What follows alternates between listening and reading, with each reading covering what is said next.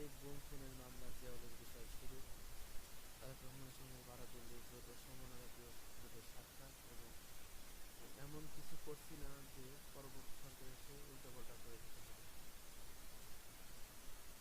এবং 1 সপ্তাহের মধ্যে টাকা ফেরত চায় আমানতকারীরা সম্মিলিত ইসলামী ব্যাংক।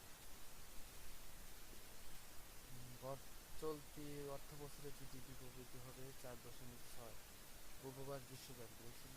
দৈনিক করতোয়া সংবাদপত্রে শিরোনাম উল্লেখযোগ্য।